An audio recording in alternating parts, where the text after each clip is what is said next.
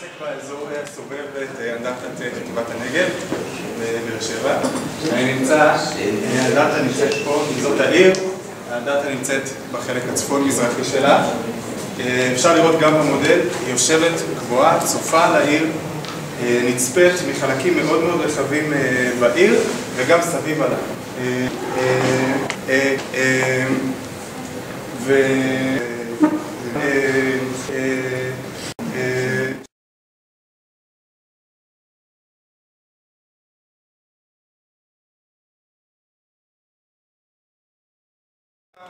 בתוך כל העסק הזה יש פה מפגש של האדם לעיר שאני מנסה להתעסק איתו, שמאוד ניסיתי לפתור את המפגש איתם.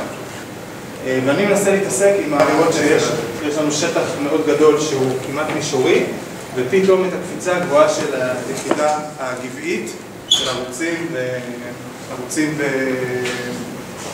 ושלוחות. האתר הזה, והוא לא כל כך מציג את זה, את האיכויות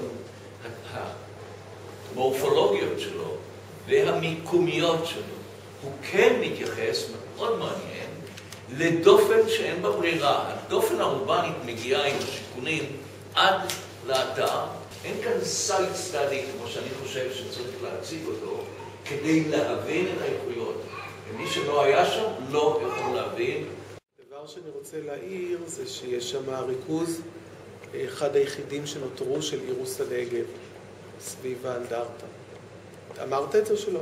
לא אמרת. הרעיון שלי ליצור את מערכת היחסים הזאת הוא שימוש, הוא להכניס את האנשים פנימה אל תוך התווך הזה שבין העיר אל בין המדבר, ואני עושה את זה באמצעות רצועה שהיא מתחילה בשצ"פ אקסטנסיבי שהולך פה לאורך כל התווך של הגבול, אפשר לראות אותו פה בהגדרה של 1 ל-1000, תכף אני קצת אתמקד בו. שצ"פ שנועד למשוך את האנשים פנימה אל תוך התווך הזה שבין העיר אל בין המדבר. אני רוצה לשחזר שם את המתווה המקורי של המדרון, ובמורד הוואדי להכניס רצועה, את אותה מבנה ציבור, באופן שמשתלב בתוך המדרון, כמו שאפשר לראות כאן.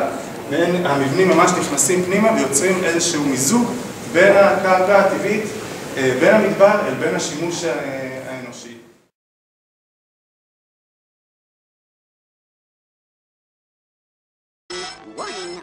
אני חושב שפה אנחנו נשארנו בגדר של רעיון, לא הגעת באמת למיצוי של הדבר. לא הגענו לרעיון, הרעיון שהאנדרטה בנגב זה משהו חשוב, עכשיו בואו נבין מה קורה הלאה. Boy, that escalated quickly. I mean, that really got out of hand fast.